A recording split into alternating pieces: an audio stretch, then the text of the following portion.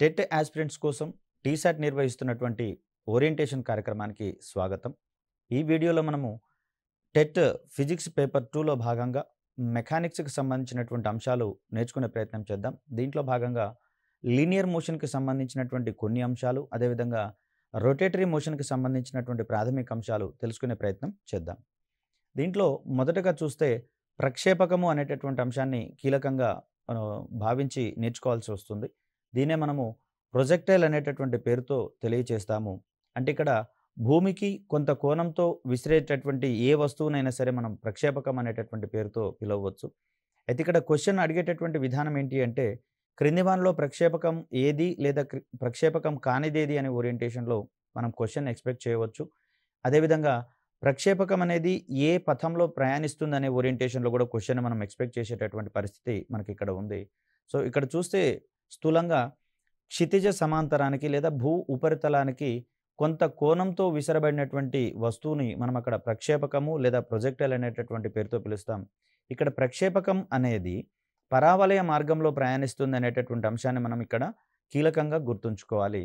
ఇక్కడ ప్రక్షేపకం అనేటటువంటి అంశానికి సంబంధించిన ఉదాహరణలు గనక గమనిస్తే, గాలిలోకి తన్నినటువంటి ఫుట్‌బాల్ కావచ్చు, అదేవిధంగా క్రికెట్ బ్యాట్‌కు తగిలి పైకి లేచినటువంటి బాల్ కావచ్చు, క్రికెట్ బాల్ కావచ్చు, అదేవిధంగా తుపాకీ పేలినప్పుడు వెలువడేటటువంటి బుల్లెట్ సైతం ప్రొజెక్టైల్ మాదిరిగా పరావలయ మార్గంలో ప్రయాణిస్తుంది. అయితే బుల్లెట్ యొక్క వేగము శూన్యమయ్యేటంత వరకు కూడా అది లీనియర్ పాత్‌లో ప్రయాణించేటటువంటి ప్రయత్నం చేస్తుంది. రేఖీయ మార్గంలో ప్రయాణిస్తుంది.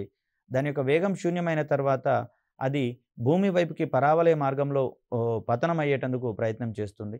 అదేవిధంగా కదిలేటటువంటి వాహనం నుంచి విసరబడినటువంటి వస్తువులు కూడా పరావలయ మార్గంలో ప్రొజెక్టైల్ మాదిరిగా, ప్రక్షేపకం మాదిరిగా ప్రయాణించేటటువంటి క్రమాన్ని ఇక్కడ మనం చూస్తాం. వాహనంలో ఉన్నటువంటి ప్రయాణికులకు అది రేఖీయ మార్గంలో ప్రయాణిస్తున్నట్లుగా, వాహనం వెలుపల ఉన్నటువంటి వ్యక్తులకు అది ప్రక్షేపకం మాదిరిగా ప్రయాణిస్తున్నట్లుగా కనిపిస్తూ ఉంటుంది.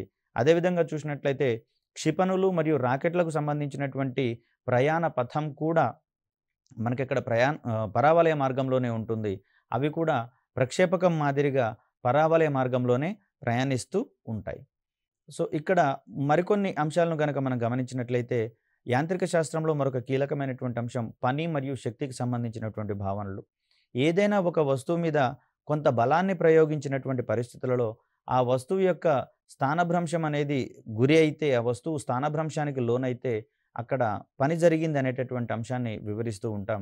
ఫర్ ఎగ్జాంపుల్, ఫిక్స్డ్‌గా ఉన్నటువంటి గోడను గనక నెట్టినట్లయితే దాని యొక్క స్థానభ్రంశంలో ఎటువంటి మార్పు ఉండదు కాబట్టి దాని మీద పని జరిగింది అనేటటువంటి అంశాన్ని మనం నిర్ధారించలేము. ఎందుకు అంటే అక్కడ స్థానభ్రంశం అనేది జరగలేదు కాబట్టి, ఏర్పడలేదు కాబట్టి. అదేవిధంగా ఏదైనా ఒక వస్తువు మీద పని చేయడానికి మనకు ఉండాల్సినటువంటి దారుఢ్యాన్ని మనం ఇక్కడ శక్తి అనేటటువంటి అంశంగా చూస్తాం. ఎనర్జీ అనేటటువంటిది ఇక్కడ మనకు కనిపిస్తూ ఉంది. ఇక్కడ శక్తికి సంబంధించినటువంటి భావనలు గనక మనం గమనిస్తే, ప్రకృతిలో సహజంగా 2 రకాలైనటువంటి శక్తులు మనకక్కడ వ్యవస్థితం అవుతాయి. దాన్నే మనము స్థితిజ శక్తి మరియు గతిజ శక్తి అనేటటువంటి అంశాలుగా మనం ఇక్కడ చూస్తాం. ఎనర్జీ, కైనెటిక్ ఎనర్జీ, వీటికి పొటెన్షియల్ ఎనర్జీకి సంబంధించినటువంటి భావనలుగా మనం ఇక్కడ చూస్తాం. స్థితిజ శక్తిని అయితేనేమో పొటెన్షియల్ ఎనర్జీ అంటాము. అంటే వస్తువుకి తను ఉండేటటువంటి స్థితి వల్ల కలిగినటువంటి శక్తిని, వచ్చినటువంటి శక్తిని మనం అక్కడ స్థితిజ శక్తికి సంబంధించినటువంటి అంశంగా చూస్తాం. అదేవిధంగా ఒక వస్తువు చలించేటటువంటి క్రమంలో దానికి ఉన్నటువంటి వేగము లేదా గమనం వల్ల వచ్చేటటువంటి సమకూరేటటువంటి శక్తిని గతిజ శక్తి అనేటటువంటి అంశంగా మనం ఇక్కడ చూస్తాం. ఇక్కడ స్థితిజ శక్తికి సంబంధించినటువంటి అంశాలను కనుక మనం గమనిస్తే, క్రింది వానిలో వేటికి స్థితిజ శక్తి ఉంటుంది, అదేవిధంగా వేటికి గతిజ శక్తి ఉంటుంది అనేటటువంటి ఓరియంటేషన్‌లో క్వెషన్స్ ఎక్స్‌పెక్ట్ చేయవచ్చు. ఆ క్రమంలో చూస్తే సాగదీసినటువంటి రబ్బరు బ్యాండ్‌లో ఉండే శక్తిని మనం ఇక్కడ స్థితిజ శక్తి అనేటటువంటి పదంగా మనం ఇక్కడ చూస్తాం. సాగదీసినటువంటి రబ్బర్ బ్యాండ్‌లో దాన్ని గనక వదిలినట్లయితే మనకు తగిలినప్పుడు కొంచెం పెయిన్ వచ్చేటటువంటి క్రమాన్ని ఇక్కడ మనం చూస్తాం. దానికి కారణమయ్యేటటువంటి భౌతిక రాశిగా మనం ఇక్కడ స్థితిజ శక్తిని చెప్పుకోవాల్సి ఉంటుంది. అదేవిధంగా రిజర్వాయర్‌లలో నిలువ ఉండేటటువంటి నీటి కావచ్చు, అదేవిధంగా ఓవర్ హెడ్ ట్యాంక్‌లలో నీటిని నిల్వ ఉంచుకొని తాగునీటి అవసరాల కోసం సురక్షిత మంచినీటి పథకంలో భాగంగా మనము వాడుకుంటున్నటువంటి విషయం తెలిసిందే. సో, ఈ విధంగా చూస్తే రిజర్వాయర్‌లలో ఉండేటటువంటి నీటికి, అదేవిధంగా ఓవర్ హెడ్ ట్యాంక్‌లలో ఉండేటటువంటి నీటికి ఉండేటటువంటి శక్తిని మనం ఇక్కడ స్థితిజ శక్తిగా చెప్తూ ఉంటాం.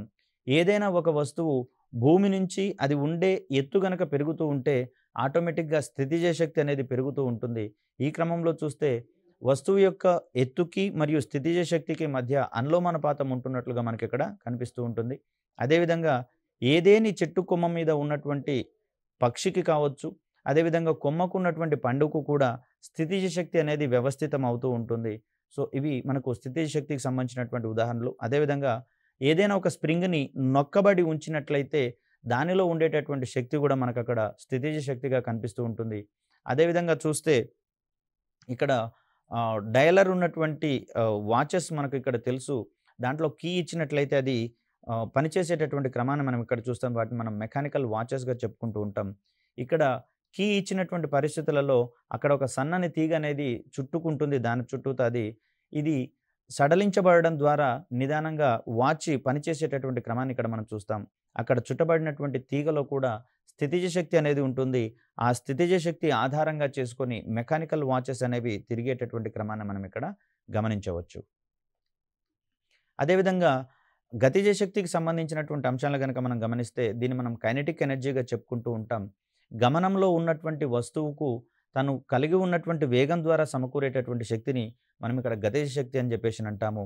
ప్రయాణించేటటువంటి ప్రతి వస్తువుకి గతిజ శక్తి అనేది ఖచ్చితంగా వ్యవస్థితం అవుతూ ఉంటుంది.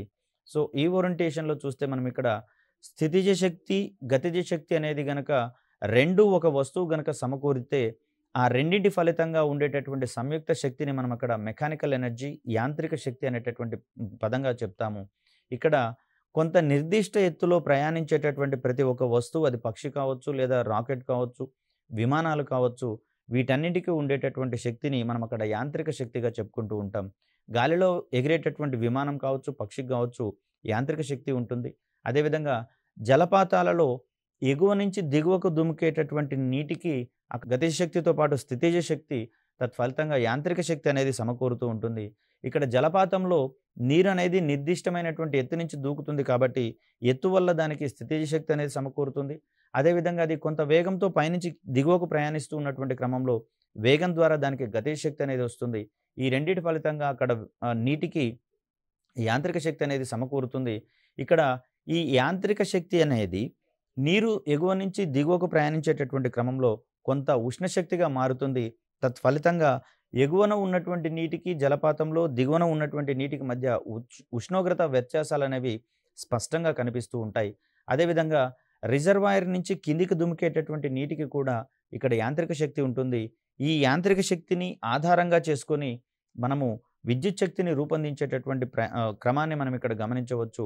రిజర్వాయర్‌లో నుంచి దిగువకు ప్రయాణించేటటువంటి నీటికుండే ఆ యాంత్రిక శక్తి ద్వారా భారీ టర్బైన్లను తిప్పి పవర్ జనరేట్ చేసేటటువంటి అంశాలు మనందరికీ తెలిసిన విషయాలే. ఇది ఆ నీటికి ఉండేటటువంటి యాంత్రిక శక్తి ఆధారంగా జరిగే ప్రక్రియగా చెప్తాము. అదేవిధంగా కొంత ఎత్తు నుంచి వదిలివేయబడినటువంటి వస్తువులను మనము స్వేచ్ఛా పతన వస్తువులుగా అంటాం. ఫ్రీలీ ఫాలింగ్ బాడీస్ అనేటటువంటి పదంగా చెప్తాం. ఈ ఫ్రీలీ ఫాలింగ్ బాడీస్‌కి ఏ బిందువు వద్ద చూసినా కూడా త్వరణం యొక్క విలువ స్థిరంగా ఉంటుంది. ఆ త్వరణాన్నే మనం అక్కడ గురుత్వ త్వరణంగా చెప్తాం. ఇది భూమి యొక్క ఆకర్షణ ప్రభావం వల్ల వస్తువులకు సమకూరేటటువంటి ఒక భౌతిక రాశిగా మనం ఇక్కడ చెప్తాం. భూమి మీద ఈ గురుత్వ త్వరణానికి సంబంధించినటువంటి విలువను గనక మనం గమనిస్తే ఇది 9.8 మీటర్స్ పర్ సెకండ్ స్క్వేర్‌గా మనకి ఇక్కడ కనిపిస్తూ ఉంటుంది. అయితే ఈ గురుత్వ త్వరణం విలువ అనేది ఆ భూమి యొక్క వ్యాసార్థానికి సంబంధించినటువంటి ప్రభావాలకు లోనవుతుంది కాబట్టి వ్యాసార్థం గనక ఎక్కువైనటువంటి ప్రదేశాలలో గురుత్వ త్వరణం విలువ తగ్గుతుంది. అదేవిధంగా భూమి యొక్క వ్యాసార్థం తక్కువగా ఉన్నటువంటి ప్రాంతాలలో ఈ గురుత్వ త్వరణం విలువ అనేది ఎక్కువగా ఉంటున్నటువంటి పరిస్థితి మనకు కనిపిస్తూ ఉంటుంది. ఫర్ ఎగ్జాంపుల్ చూసినట్లయితే భూమి అనేది జియోయిడ్ ఆకారంలో ఉంటుంది. ఈ క్రమంలో భూమధ్య రేఖ వద్ద ఉబ్బెత్తుగాను, ధృవాల వద్ద నొక్కబడినట్లుగాను ఉంటుంది. కాబట్టి భూమధ్య రేఖ వద్ద భూమి యొక్క వ్యాసార్థం అనేది గరిష్టంగా ఉంటుంది. ధృవాల దగ్గర కనిష్టంగా ఉంటుంది. కాబట్టి భూమధ్య రేఖ దగ్గర గురుత్వ త్వరణం విలువ అనేది కొంత తక్కువగా ఉంటుంది. అదేవిధంగా ధృవాల వద్ద ఎక్కువగా ఉంటున్నటువంటి పరిస్థితి మనకు అక్కడ కనిపిస్తూ ఉంటుంది. ఇది చాలా కీలకమైనటువంటి అంశం. మరో రకంగా చూస్తే ధృవాల వద్ద నుంచి భూమధ్య రేఖ వైపుకు వచ్చేటటువంటి క్రమంలో గురుత్వ త్వరణం విలువ అనేది తగ్గుతుంది. భూమధ్య రేఖ నుంచి ధృవాల వైపుకు వెళ్ళేటటువంటి క్రమంలో ఆకర్షణ అనేది పెరుగుతుంది. కాబట్టి గురుత్వ త్వరణం విలువ అనేది గరిష్టమవుతుంది అనేటటువంటి అంశాన్ని ఇక్కడ మనం గుర్తుంచుకోవాలి. అదేవిధంగా ఒక వస్తువుకు సంబంధించినటువంటి భౌతిక అంశాలను పరిశీలిస్తే, ఆ వస్తువులో ఉండేటటువంటి ద్రవ్యం యొక్క పరిమాణాన్ని మనము ద్రవ్యరాశి అంటాం. ఇక్కడ ఈ ద్రవ్యరాశి మీద గురుత్వ త్వరణం యొక్క ప్రభావం వల్ల దానికి భారము లేదా బరువు అనేటటువంటి అంశాలు సమకూరుతాయి. సో, ఒక వస్తువులో ఉండేటటువంటి ద్రవ్యం యొక్క పరిమాణాన్ని ద్రవ్యరాశి అని, ఆ ద్రవ్యరాశి మీద గురుత్వ త్వరణం ప్రభావం వల్ల వచ్చేటటువంటి భౌతిక రాశిని మనం ఇక్కడ భారంగా చెప్తాం. అయితే ఈ భారం అనేది వాస్తవ భారం కన్నా ఎక్కువ లేదా తక్కువ అయ్యేటటువంటి అంశాలు కొన్ని మనకు కనిపిస్తూ ఉంటాయి. ఆ క్రమంలో అది కోల్పోయినా మరియు ఎక్కువగా ఉన్నట్లుగా భావించబడేటటువంటి ఆ భారాన్ని మనం ఇక్కడ దృశ్య భారము లేదా అపరెంట్ వెయిట్ అనేటటువంటి పదంగా మనం ఇక్కడ చెప్తాం. ఫర్ ఎగ్జాంపుల్ చూసినట్లయితే లిఫ్ట్ నుంచి మనము ఎగువ నుంచి దిగువకు ప్రయాణించేటటువంటి క్రమంలో మన యొక్క బరువు కొంచెం తేలికగా మారినట్లుగా మనం అనుభూతి చెందుతాము. అంటే అక్కడ కొంత బరువుని మనము కోల్పోయినట్లుగా భావించాల్సి వస్తుంది. అదేవిధంగా నీటిలో మునుగుతున్నటువంటి వస్తువులకు కూడా వాటి యొక్క భారం వాస్తవ భారం కన్నా అది దిగువ లోతులకు వెళ్ళేటటువంటి క్రమంలో కొంత బరువుని కోల్పోయినట్లుగా భావించబడుతుంది. తత్ఫలితంగా దానిని మనము అప్పరెంట్ వెయిట్ దృశ్య భారంగా మనం ఇక్కడ చెప్తాం. కనుకనే బావిలో నుంచి నీటిని బొక్కెన ద్వారా లేదా చేద ద్వారా తోడేటటువంటి క్రమంలో ఆ బకెట్ అనేది నీటిలో ఉన్నంతసేపు దాని యొక్క వాస్తవ బరువు తగ్గుతూ ఉన్నట్లుగా కనిపిస్తుంది. ఎప్పుడైతే బకెట్ నీటి యొక్క ఉపరితలం పైకొస్తుందో అమాంతం దాని యొక్క బరువు పెరిగినట్లుగా మనం అక్కడ భావిస్తాము, ఎక్స్‌పీరియన్స్ అవుతాము. సో, దీనికి ప్రధాన కారణంగా నీటిలో ఉన్నంతసేపు దాని యొక్క అప్పరెంట్ వెయిట్ అనేది వాస్తవ భారం కంటే తక్కువగా ఉంటున్నటువంటి పరిస్థితిని మనం ఇక్కడ చెప్తాం. ఇదే క్రమంలో లిఫ్ట్‌లో కూడా మనకు ఇదే రకమైనటువంటి దృగ్విషయం కనిపిస్తూ ఉంటుంది. ఎగువ నుంచి దిగువకు ప్రయాణించేటటువంటి క్రమంలో మన యొక్క వాస్తవ భారం కంటే తక్కువ ఉన్నట్లుగా మనం గమనిస్తాం. అదేవిధంగా దిగువ నుంచి ఎగువకు ప్రయాణించేటటువంటి క్రమంలో మన యొక్క వాస్తవ భారం కంటే దృశ్య భారం అనేది పెరిగినట్లుగా మనం అక్కడ అనుభూతి చెందుతాం. సో, ఇక్కడ చూస్తే మనకు వస్తువు యొక్క ద్రవ్యరాశి అనేది స్థిరంగా ఉంటుంది. కానీ దాని యొక్క బరువులో మాత్రం స్థలాన్ని బట్టి కావచ్చు, అక్కడ రకరకాల దృగ్విషయాలను బట్టి కావచ్చు, మార్పులు చేర్పులకు లోనవుతుంది. అక్కడ దాన్నే మనం దృశ్యభారానికి సంబంధించినటువంటి అంశంగా మనం ఇక్కడ చూసాం. లిఫ్ట్‌లో పైకి ప్రయాణించేటటువంటి క్రమంలో వస్తువు యొక్క వాస్తవ భారం కంటే దృశ్య భారం అధికంగా ఉంటుంది. అంటే మనము కొంచెం బరువు పెరిగినట్లుగా భావించాల్సి వస్తుంది దిగువ నుంచి పైకి ప్రయాణించేటటువంటి క్రమంలో. అదేవిధంగా లిఫ్టులు కిందికి కదిలేటటువంటి క్రమంలో దానిలో ఉన్నటువంటి వస్తువు యొక్క వాస్తవ భారము దృశ్య భారం అనేది తక్కువగా ఉంటుంది. కనుకనే మన యొక్క బరువు తేలికగా అయినట్లుగా మనం అక్కడ భావించాల్సి వస్తుంది. సో, ఇది దృశ్య భారానికి సంబంధించినటువంటి దృగ్విషయం. ఇక్కడ మనకు సరళ హరాత్మక చలనానికి చూస్తే ఇది ఒక ప్రత్యేక రకమైనటువంటి చలనంగా మనకి ఇక్కడ కనిపిస్తూ ఉంటుంది. సో, 2 స్థిర బిందువుల మధ్య, అంటే ఒకటేమో ఆధార బిందువు అవుతుంది, ఇంకోటేమో విరామ స్థితి అవుతుంది. ఈ 2 స్థిర బిందువుల మధ్య అది ఆ విరామ స్థానానికి అటు ఇటుగా ఉండేటటువంటి 2 బిందువుల మధ్య సమాన కాల వ్యవధుల్లో దాని యొక్క చలనం గనక పునరావృతం అయితే దాన్ని మనము సరళ హరాత్మక చలనం అనేటటువంటి అంశంగా మనం ఇక్కడ చూస్తాం. Simple harmonic motion. అంటే ఇక్కడ ఏదైనా ఆధార తలానికి ఒక దారం ద్వారా గానీ, ఇతర ఆధారం ద్వారా గానీ వేలాడదీసినటువంటి ఒక వస్తువు తన నిశ్చల స్థితికి ఇరువైపులా సమాన కాల వ్యవధుల్లో చలనాన్ని గనక పునరావృతం చేస్తూ ఉంటే దాన్ని మనం అక్కడ సరళ హరాత్మక చలనానికి సంబంధించినటువంటి అంశంగా చెప్తాం. దీనికి సంబంధించి చర్చిలో వేలాడదీసేటటువంటి దీపాలను పరిశీలించడం ద్వారా సరళ హరాత్మక చలనానికి సంబంధించినటువంటి భావనలు వెలుగులోకి వచ్చినట్లుగా మనం గమనించాల్సి ఉంటుంది. ఇక్కడ సరళ హరాత్మక చలనానికి సంబంధించి అంశాలను గమనించేటందుకు ముందు ఆవర్తన చలనం అనేటటువంటిది మనం ఇక్కడ ఒకటి గమనించాల్సి వస్తుంది. సౌర కుటుంబంలో ఉండేటటువంటి గ్రహాలు కావచ్చు, గ్రహాల చుట్టూత తిరిగేటటువంటి ఉపగ్రహాలు కావచ్చు, అదేవిధంగా భ్రమణ చలనంలో స్థిర వేగంతో ప్రయాణించేటటువంటి వాహనాలు కావచ్చు, అదేవిధంగా కేంద్రకం చుట్టూత పరిభ్రమిస్తున్నటువంటి నిర్దిష్ట కక్షల్లో పరిభ్రమిస్తున్నటువంటి ఎలక్ట్రాన్లు కావచ్చు, ఇవన్నీ కూడా నిర్ణీత కాల వ్యవధులలో వాటి యొక్క చలనం అనేది పునరావృతం అవుతూ ఉంటుంది. సో, ఇలాంటి చలనాలను మనం ఇక్కడ ఆవర్తన చలనంగా మనం ఇక్కడ పరిగణించాల్సి వస్తుంది. ఇక్కడ సరళ హరాత్మక చలనాలన్నీ కూడా ఆవర్తన చలనాలే అవుతాయి. కానీ ఆవర్తన చలనాలన్నీ కూడా సరళ హరాత్మక చలనాలు కావు అనేటటువంటి అంశాన్ని మనం ఇక్కడ గమనించాలి. సరళ హరాత్మక చలనానికి సంబంధించినటువంటి ఉదాహరణలు గనక మనం గమనిస్తే పెండ్యులం క్లాక్ అనేది మనందరికీ తెలిసిందే.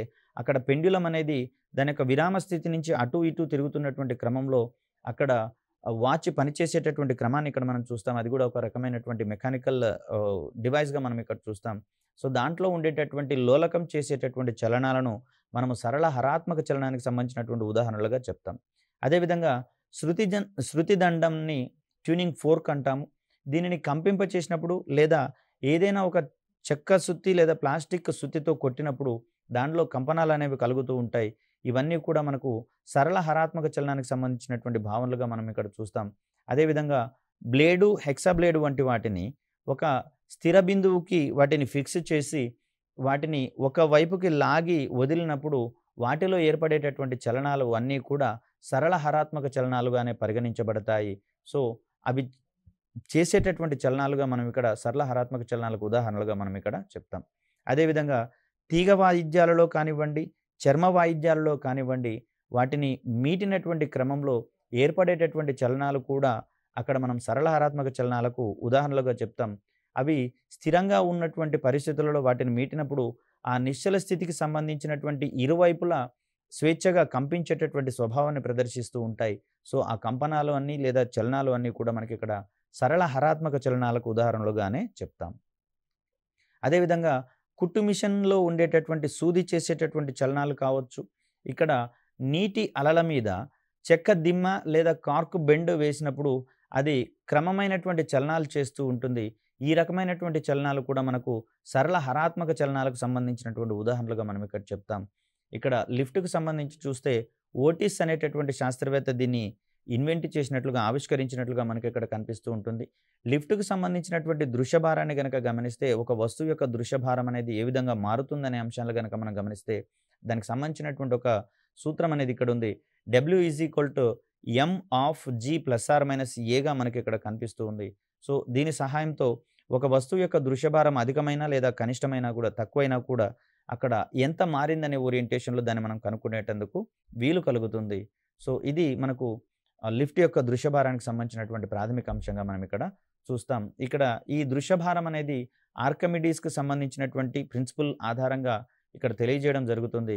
తనకు ఒకసారి తన రాజ్యానికి సంబంధించినటువంటి రాజుగారు పిలిచి లోహాల యొక్క స్వచ్ఛతకు సంబంధించినటువంటి కాన్సెప్ట్‌ని వివరించే క్రమంలో అక్కడ రాజుగారు ఒక స్వర్ణకారుడికి కిరీటాన్ని చేయమని చెప్పేసి బంగారం ఇస్తారు. మరి ఆ ఇచ్చినటువంటి బంగారం పూర్తిగా వినియోగించబడిందా లేదా అనేటటువంటి ఓరియంటేషన్‌లో తనకు ఒక టాస్క్ ఇవ్వడం జరిగింది. ఆర్కిమిడీస్ ఆ టాస్క్‌ని సాధించేటటువంటి క్రమంలో తను కనుగొన్నటువంటి ఒక అంశంగా మనకి ఇక్కడ ఆర్కిమిడీస్ ప్రిన్సిపల్ అనేది కనిపిస్తూ ఉంటుంది. ఏదైనా ఒక వస్తువుని నీటిలో ముంచినప్పుడు అది దాని దృశ్యభారానికి సమానమైనటువంటి లేదా అది నీటిలో మునిగినప్పుడు కోల్పోయినట్లుగా భావించబడే ఆ దృశ్యభారానికి సమానమైనటువంటి నీటి రాశిని అది పక్కకు తోస్తుంది, లేకపోతే బయటికి పొర్లిపోయేలా చేస్తుంది అనేటటువంటి అంశాల ఆధారంగా ఆర్కిమిడీస్ ప్రిన్సిపల్ అనేది ఎస్టాబ్లిష్ చేయడం జరిగింది. ఈ ప్రిన్సిపల్ ద్వారా లోహాల యొక్క స్వచ్ఛతను కనుగొనేటందుకు మనకు ఎక్కువ అవకాశాలనేవి ఉంటుంది. సో, ఇది మనకు ఆర్కిమిడీస్ ప్రిన్సిపల్‌కి సంబంధించినటువంటి భావన. ఇక్కడ ద్రవ్య పరిమాణాన్ని మనం ద్రవ్యరాశిగా చెప్పుకుంటూ ఉన్నాం. అదేవిధంగా ఒక వస్తువు మీద భూమి యొక్క గురుత్వ ప్రభావం ఆధారంగా ఏర్పడేటటువంటి దృగ్విషయాన్ని మనము బరువు మరియు భారంగా చెప్పుకుంటూ ఉన్నాం. ఒక వస్తువుకు సంబంధించినటువంటి బరువును మరియు భారాన్ని కనుగొనేటటువంటి పరికరాలుగా సున్నితపు త్రాసు అనేది బ్యాలెన్స్డ్ వెయిట్ అనేటటువంటిది మనకు అక్కడ కనిపిస్తూ ఉంటుంది. సో, దీని ద్వారా వస్తువు యొక్క బరువు లేదా భారాన్ని మనం ఇక్కడ కనుక్కునేటటువంటి ప్రయత్నం చేయవచ్చు. చాలా అంశాల్లో మనం బరువులు, భారాలను కనుగొనేటటువంటి మనకు వేయింగ్ మిషన్స్ అనేవి అందుబాటులో ఉన్నాయి. అవన్నీ సూచించేటటువంటివి వస్తువు యొక్క ద్రవ్య పరిమాణాన్ని కాదు, ద్రవ్య పరిమాణం మీద గురుత్వ త్వరణం యొక్క ప్రభావాన్ని మనం అక్కడ కొలిచే ప్రయత్నం చేస్తాం. అదేవిధంగా సరళ హరాత్మక చలనానికి సంబంధించినటువంటి అంశాన్ని చూస్తే భూమికి ధృవాల గుండా ఆ రెండు చివరలను కలిసేటట్లుగా ఒక రంధ్రాన్ని చేసినట్లుగా మనం భావించినట్లయితే ఒక వస్తువును గనక అందులో వేసినప్పుడు అది 84.6 నిమిషాల ఆవర్తన కాలంతో సరళ హరాత్మక చలనాన్ని చేసేటటువంటి క్రమాన్ని మనం ఇక్కడ చూస్తాం. అంటే అది నిశ్చల స్థితికి రాకుండా ఆ రెండు చివరలకు ఇటు నుంచి అటు, అటు నుంచి ఇటు ప్రయాణించేటటువంటి ధోరణిని ప్రదర్శిస్తుంది. ఈ క్రమంలో చూస్తే అక్కడ ఆ వస్తువు చేసేటటువంటి చలనాన్ని మనం ఇక్కడ సరళ హరాత్మక చలనానికి సంబంధించినటువంటి ఉదాహరణగానే పేర్కొనాల్సి ఉంటుంది. ఇక్కడ ఇంత క్రితమే మనం చెప్పుకున్నాం, ప్రతి సరళ హరాత్మక చలనం అనేది ఆవర్తన చలనం అవుతుంది. ఎందుకంటే నిర్దిష్ట కాల వ్యవధుల్లో అక్కడ అది పునరావృతం అవుతుంది. కాబట్టి నిర్దిష్ట కాల వ్యవధుల్లో పునరావృతం అయ్యేటటువంటి చలనాన్ని అది కూడా 2 బిందువుల మధ్య పునరావృతం అయ్యేటటువంటి చలనాన్ని మనం ఇక్కడ సరళ హరాత్మక చలనానికి సంబంధించిన అంశము మరియు ఆవర్తన చలనానికి సంబంధించినటువంటి అంశంగా చెప్తూ ఉన్నాం కాబట్టి ప్రతి సరళ హరాత్మక చలనం అనేది ఆవర్తన చలనం అవుతుంది. కానీ ప్రతి ఆవర్తన చలనం అనేది సరళ హరాత్మక చలనం కావాల్సినటువంటి అవసరం లేదు. ఇక్కడ సరళ హరాత్మక చలనానికి సంబంధించినటువంటి ప్రిన్సిపుల్ని కనుక మనం గమనిస్తే F - k × x అనేటటువంటిది కనిపిస్తుంది. ఇక్కడ x అనేది ఆ వస్తువు పొందినటువంటి స్థానభ్రంశానికి సంబంధించినటువంటి అంశంగా మనం ఇక్కడ చూస్తాం. ఇక్కడ రుణ విలువ అనేది దాని యొక్క డైరెక్షన్ని సూచించేటటువంటి అంశంగా మనకు అక్కడ కనిపిస్తూ ఉంటుంది. సో ఇక్కడ యు ఆకారంలో ఉన్నటువంటి ఒక పైపులో ఉండే నీరు కూడా చేసేటటువంటి చలనాలను సరళ హరాత్మక చలనాలకు సంబంధించినటువంటి ఉదాహరణలుగానే మనం ఇక్కడ చెప్తాం. ఈ ఓరియంటేషన్లో భ్రమణ చలనంలో ఉండేటటువంటి వస్తువులకు కొన్ని రకాలైనటువంటి భౌతిక అంశాలు అనేవి సమకూరుతూ ఉంటాయి. వాటిని మనం కోణీయ స్థానభ్రంశము మరియు కోణీయ వేగాలకు సంబంధించినటువంటి అంశాలుగా మనం ఇక్కడ చూస్తాం. సో ఇక్కడ కోణీయ స్థానభ్రంశం అంటే ఏంటంటే భ్రమణ చలనంలో ఉన్నటువంటి వస్తువు ఆ వస్తువు యొక్క కేంద్రం వద్ద పొందేటటువంటి స్థానభ్రంశాన్ని మనం ఇక్కడ కోణీయ స్థానభ్రంశంగా మనం ఇక్కడ చెప్తాం. సో దీన్ని W/θ అనేటటువంటి పదంగా మనం ఇక్కడ చూస్తాం. అదేవిధంగా కోణీయ వేగాన్ని మనం ఒమేగా అనేటటువంటి అక్షరంతో సూచించేటటువంటి క్రమాన్ని ఇక్కడ మనం చూస్తాం. అంటే భ్రమణ చలనంలో ఉన్నటువంటి ఒక వస్తువు యొక్క కోణీయ స్థానభ్రంశంలో వచ్చేటటువంటి మార్పు రేటుని మనం ఇక్కడ కోణీయ వేగానికి సంబంధించినటువంటి అంశంగా చెప్తాం. కోణీయ స్థానభ్రంశం అంటే భ్రమణ చలనంలో ఉన్నటువంటి ఒక వస్తువు ఆ భ్రమణ మార్గంలో ఉన్నటువంటి కేంద్రం వద్ద పొందేటటువంటి స్థానభ్రంశాన్ని మనం అక్కడ కోణీయ స్థానభ్రంశంగా అంటాం. కోణీయ స్థానభ్రంశంలోని మార్పు రేటుని మనం అక్కడ కోణీయ వేగంగా చెప్పేటటువంటి అంశాన్ని మనం ఇక్కడ చూస్తాం. యాంగులర్ డిస్ప్లేస్మెంట్ అనేటటువంటిది మనకి ఇక్కడ కోణీయ స్థానభ్రంశం కాగా యాంగులర్ వెలాసిటీ అనేది కోణీయ వేగానికి సంబంధించిన అంశంగా మనం ఇక్కడ చూడవచ్చు. సో ఇక్కడ భ్రమణ చలనంలో ఉన్నటువంటి వస్తువులకు ఉండే మరొక కీలకమైనటువంటి అంశంగా కోణీయ ద్రవ్య వేగానికి సంబంధించినటువంటి అంశాన్ని ఇక్కడ మనం చూస్తాం. దీన్ని మనం యాంగులర్ మూమెంటంగా చెప్తాం. భ్రమణ చలనంలో ఉన్నటువంటి వస్తువు యొక్క ద్రవ్య వేగాన్ని మనము కోణీయ ద్రవ్య వేగానికి సంబంధించినటువంటి అంశంగా మనం ఇక్కడ చెప్తూ ఉన్నాం. సో ఇక్కడ కోణీయ వేగానికి మరియు రేఖీయ వేగానికి మధ్యలో ఉండేటటువంటి ఒక పరస్పర సంబంధంగా మనకి ఇక్కడ L = mvr అనేటటువంటిది మనకి ఇక్కడ కనిపిస్తుంది. కోణీయ ద్రవ్య వేగానికి సంబంధించినటువంటి ప్రమాణాలు మనము kg/m²/s మనకి ఇక్కడ కనిపిస్తూ ఉంది. ఇక్కడ కోణీయ వేగానికి మరియు రేఖీయ వేగానికి సంబంధించినటువంటి అంశాల్లో భాగంగా ఆర్ని గనక మనం లెఫ్ట్ సైడ్కి ట్రాన్స్పోర్ట్ చేసినట్లయితే L/r = m × v అనేటటువంటి అంశంగా మనకు కనిపిస్తుంది. మరో రకంగా చూస్తే ఒక భ్రమణ చలనంలో ఉన్నటువంటి వస్తువు యొక్క వేగం అనేది ఆ భ్రమణ మార్గం యొక్క వ్యాసార్థానికి విలోమానుపాతంలో ఉన్నట్లుగా మనకి ఇక్కడ v is indirectly proportional to r అనేటటువంటి పదం ద్వారా మనకి ఇక్కడ తెలుస్తుంది. అంటే భ్రమణ చలనంలో ఉన్నటువంటి ఒక మార్గం యొక్క వ్యాసార్థం అనేది తక్కువగా ఉంటే వేగం అనేది ఎక్కువగా ఉంటుంది. అధిక వ్యాసార్థం ఉన్నటువంటి భ్రమణ పథంలో ప్రయాణించేటటువంటి వస్తువులకు లేదా అధిక కక్షలలో ప్రయాణించేటటువంటి లేదా పరిభ్రమణం చెందుతున్నటువంటి ఎలక్ట్రాన్లకు ఉండేటటువంటి వేగం అనేది తక్కువగా ఉంటుందనేటటువంటి అంశాలను ఇది మనకు వివరించే ప్రయత్నం చేస్తుంది. v is inversely proportional to r అనేటటువంటి పదం ద్వారా. భ్రమణ చలనాలకు సంబంధించినటువంటి అంశాలను చూస్తూ ఉన్నాం. ఒక స్థిర బిందువు ఆధారంగా వృత్తాకారంగా తిరిగేటటువంటి వస్తువు యొక్క చలనాన్ని మనం ఇక్కడ భ్రమణ చలనంగా చెప్తూ ఉన్నాం. ఫర్ ఎగ్జాంపుల్ చూస్తే దారానికి ఒక రాయిని కట్టి దానిని తిప్పుతూ ఉన్నటువంటి క్రమంలో అక్కడ రాయి చేసేటటువంటి చలనం మొత్తం కూడా భ్రమణ చలనానికి సంబంధించినటువంటి ఉదాహరణలుగా మనం ఇక్కడ చెప్తాం. అయితే ఈ తిప్పేటటువంటి చేతికి మరియు ఆ భ్రమణ చలనంలో ఉన్నటువంటి రాయికి మధ్య కనెక్టర్గా మనకు అక్కడ దారం అనేది పనిచేస్తూ ఉంటుంది. సో దానికి సంబంధించినటువంటి భావనలు మరిన్ని ఎక్కువగా ఉన్నటువంటి దృష్ట్యా వీటిని మరొకసారి కీలకంగా తెలుసుకునేటటువంటి ప్రయత్నం చేద్దాం. అదేవిధంగా భ్రమణ చలనంలో ఉన్నటువంటి వస్తువు వృత్త కేంద్రంలో లేదా ఆ పథం యొక్క కేంద్రం వద్ద పొందేటటువంటి స్థానభ్రంశాన్ని మనం అక్కడ కోణీయ స్థానభ్రంశం అనేటటువంటి అంశంగా మనం చూసాం. అదేవిధంగా ప్రమాణ కాలంలో ఒక వస్తువు వృత్త కేంద్రం వద్ద పొందేటటువంటి కోణీయ స్థానభ్రంశాన్ని మనం అక్కడ కోణీయ వేగానికి సంబంధించినటువంటి అంశంగా చూసాం. ఇక్కడ భ్రమణ చలనంలో ఉన్నప్పుడు ఆ వస్తువు మీద కొన్ని రకాలైనటువంటి బలాలు పనిచేయడం జరుగుతుంది. ఒక రకమైనటువంటి బలము ఆ వృత్త కేంద్రము లేదా పథం యొక్క కేంద్రం వైపుగా పనిచేస్తూ ఉంటే మరొక రకమైనటువంటి బలము కేంద్రానికి ఆవలి వైపుకి పనిచేసేటటువంటి క్రమాన్ని ఇక్కడ మనం చూస్తాం. సో ఈ క్రమంలో చూస్తే భ్రమణ చలనంలో ఉన్న ఒక వస్తువు మీద కేంద్రం వైపుగా పనిచేసేటటువంటి బలాన్ని అభికేంద్ర బలం అంటాము. దీన్ని మనము సెంట్రిపెటల్ ఫోర్స్ అనేటటువంటి పదంగా మనం ఇక్కడ చెప్తాం. ఈ సెంట్రిపెటల్ ఫోర్స్ యొక్క పరిమాణాన్ని కనుక కొలవాలి అనుకుంటే ఎంఆర్ ఒమేగా స్క్వేర్ అనేటటువంటి సూత్రం సహాయంతో మనం ఈ సెంట్రిపెటల్ ఫోర్స్ యొక్క పరిమాణాన్ని కనుక్కోవచ్చు. ఇక్కడ ఎం అనేది వస్తువు యొక్క ద్రవ్యరాశిని, ఆర్ అనేది పథం యొక్క వ్యాసార్థాన్ని తెలియచేస్తుంది. ఒమేగా అనేది కోణీయ వేగానికి సంబంధించినటువంటి అంశంగా మనం ఇక్కడ చూస్తాం. ఇక్కడ సౌర కుటుంబంలో ఉన్నటువంటి గ్రహాలు, అదేవిధంగా సూర్యునికి మధ్యలో ఈ అభికేంద్ర బలాలు అనేవి పనిచేస్తూ ఉంటాయి. అదేవిధంగా గ్రహాలు మరియు ఉపగ్రహాలకు మధ్యలో కూడా ఈ రకమైనటువంటి బలాలు పనిచేస్తూ ఉంటాయి. వీటిని ప్రధానంగా మనము విశ్వ గురుత్వాకర్షణ బలాలు అనేటటువంటి పదంగా మనం ఇక్కడ చూస్తాం. అదేవిధంగా వంపు మార్గంలో ప్రయాణించేటటువంటి వాహనంపై అభికేంద్ర బలం పనిచేస్తూ ఉన్నటువంటి పరిస్థితులలో ఈ అభికేంద్ర బలం అనేది వాహనం యొక్క టైర్లకు మరియు రోడ్డుకు మధ్యలో ఉండేటటువంటి ఘర్షణ బలాలు అందించేటటువంటి ప్రయత్నం చేస్తాయి. అదేవిధంగా ఇంత క్రితం మనం చెప్పుకున్నట్లుగా ఒక రాయికి దారాన్ని కట్టి తిప్పేటటువంటి క్రమంలో అది ఆ రాయి అనేది భ్రమణచలనంలోకి వస్తుంది. అక్కడ ఆ రాయి మీద పనిచేసేటటువంటి అభికేంద్ర బలాలను దారంలోని తన్యతా బలాలు టెన్షనల్ ఫోర్సెస్ అనేవి మనకు అందించడం అనేది జరుగుతూ ఉంటుంది. అదేవిధంగా అభికేంద్ర బలానికి వ్యతిరేకంగా పనిచేసేటటువంటి బలంగా మనకి ఇక్కడ అపకేంద్ర బలం అనేది కనిపిస్తుంది. దీన్ని మనం సెంట్రిఫ్యూగల్ ఫోర్స్గా మనం ఇక్కడ చెప్తూ ఉంటాం. సో భ్రమణచలనంలో ఉన్నటువంటి వస్తువుపై కేంద్రం అవతలి వైపుకు పనిచేసేటటువంటి బలాలను మనం ఇక్కడ అపకేంద్ర బలాలుగా చెప్తాం.